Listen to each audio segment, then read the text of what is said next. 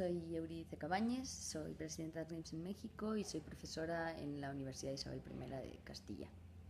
En primer lugar, quería disculparme por no haber podido estar presencialmente hoy con todos vosotros. La verdad que me hubiera gustado muchísimo más, pero estoy en México y era complicado el transporte. Bueno, por centrarme un poco dentro del tema de discusión de la mesa, que es el tema de género, me gustaría hacer como una pequeña reflexión acerca de la evolución del tema de género, tanto a nivel general como lo hemos percibido dentro de la propia asociación Arts Games. Creo que ambos casos coinciden bastante. A nivel general podemos encontrar que los estudios de género dentro de los videojuegos son un tema relativamente reciente y en sus inicios sobre todo se centraban mucho en la figura, cómo se representa la figura de la mujer dentro de los videojuegos. Creo que esa etapa ya está bastante superada, es decir, fueron muy importantes en su día estos estudios para mostrar un poco el sexismo que había en la representación de la mujer, tanto a nivel físico como a nivel de roles que ocupaban dentro del juego. Pero creo que debemos avanzar más allá. Dentro de la asociación Arts Games, digamos que tomamos la cuestión de género como iniciando justo como dentro de este punto y tratando de ampliarla un poco más. Bueno, podéis consultar también todo lo que ha hecho la asociación relativo al tema de género, creo que es muchísimo. Y también podéis consultar dentro de la revista Videaparte que publica la editorial Sellers Games, también las secciones de género que abordan el tema desde múltiples perspectivas. Me parece muy interesante destacar que aunque sean reflexiones teóricas, tratamos de abordar un poco también el tema de la práctica, ¿no? ¿Qué prácticas, por ejemplo, de juego, prácticas de juego crítico pueden servir también para modificar nuestra percepción de género o como ampliar un poco más estos estudios?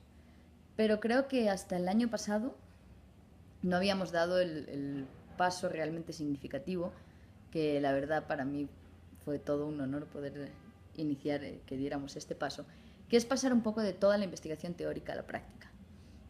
Y bien, aquí es a donde voy. El año pasado tuvimos el PlayLab, el quinto PlayLab, que son laboratorios de experimentación con videojuegos, donde nos reunimos un grupo de personas que se acercaron a través de una convocatoria en el Centro de Cultura Digital de la Ciudad de México para durante 2 semanas, 8 horas a la semana, abordar el tema de los discursos de género, primero en general y a nivel teórico, como hacer un acercamiento, después centrándonos más en el tema de los videojuegos y para finalmente pensar en cómo podíamos utilizar la propia herramienta del videojuego para abordar estos discursos, para tener como un acercamiento más lúdico y más práctico a estas cuestiones. Tras unas sesiones que de hecho como 12 horas fueron de sesiones teóricas, abordamos temas sobre cómo se construyen, cómo se construye el género, cómo se construyen incluso los cuerpos, cómo se construye la sexualidad y la orientación. Tomamos como uno de los ejemplos más paradigmáticos el caso de la intersexualidad, que es de hecho muy poco conocida, para ver cómo en realidad cuando hablamos de que los discursos operen sobre los cuerpos, no es solo, no estamos hablando solo de una manera metafórica, sino también de una forma terriblemente física. Y el caso de la intersexualidad nos servía muy bien a este respecto, porque, por ejemplo, para que se hagan una idea a nivel de los porcentajes que estamos hablando, no les voy a dar un número, sino una relación, hay más intersexuales en el mundo que pelirrojos. Todos han visto un pelirrojo por la calle, así que pueden imaginarse cuál es el grado de amplitud de este tipo de personas. Los intersexuales quiere decir que no nacen con todos los parámetros por los que se les determinaría como hombre o como mujer. Pueden tener ambos genitales, pueden tener unos cromosomas que indican un sexo y unos genitales que indican otro, distintos grados hormonales, pero en la mayoría de los países hay una práctica médica que se denomina como la alerta intersexual, que hace que cada vez que nace un bebé intersexual, en 24 horas tiene que reasignarse un sexo. Es decir, hemos hecho un estudio sobre el modelo, hemos dicho, vale, podemos observar que hay hombres y mujeres, entonces vamos a generar un modelo en base a las observaciones, pero cuando vemos que hay una observación que se sale del modelo, o muchas, como es el caso de los intersexuales, en lugar de ampliar el modelo para decir, pues no solo hay hombres y mujeres, sino que hay todo un rango intermedio,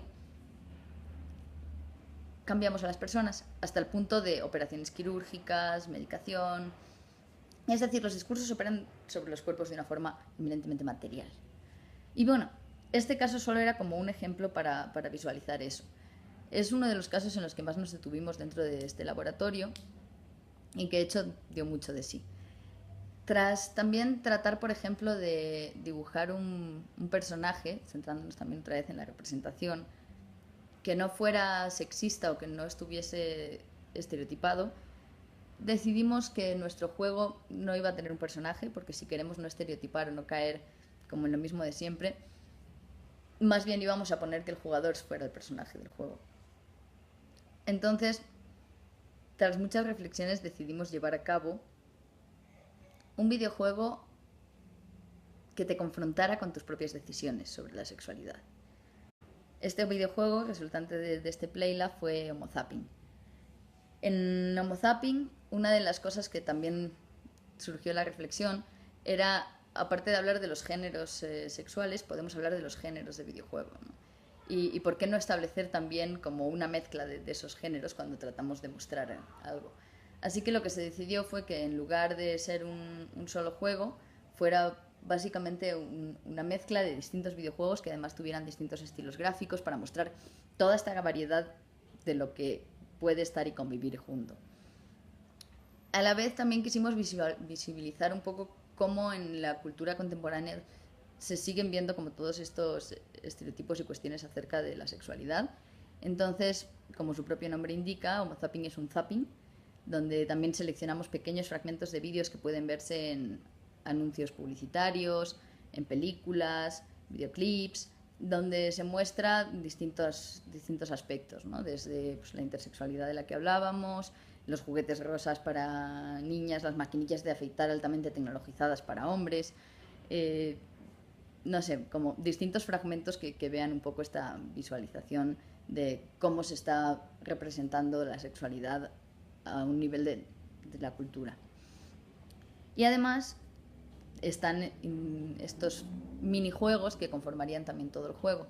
Dentro de estos minijuegos podemos encontrar, por ejemplo, Oculta lo que te delata, donde te aparece una habitación llena de cosas, donde hay, por ejemplo, un condón usado, ropa sucia, unos zapatos de tacón, una soga.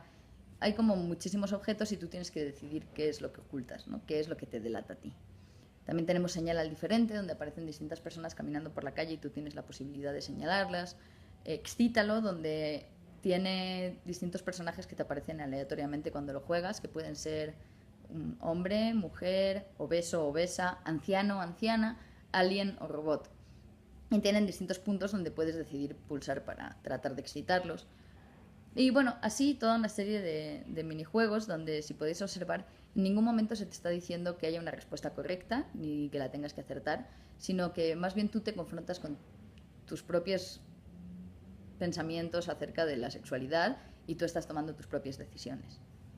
Al final del juego, cuando ya has terminado todos los minijuegos, puedes ver unas estadísticas que son las estadísticas de todo lo que ha decidido todo el mundo que lo ha jugado hasta el momento. Eso te permite no solo confrontar tus propios pensamientos sobre la sexualidad al jugarlo, sino también después confrontarlo con el pensamiento general del resto de la gente.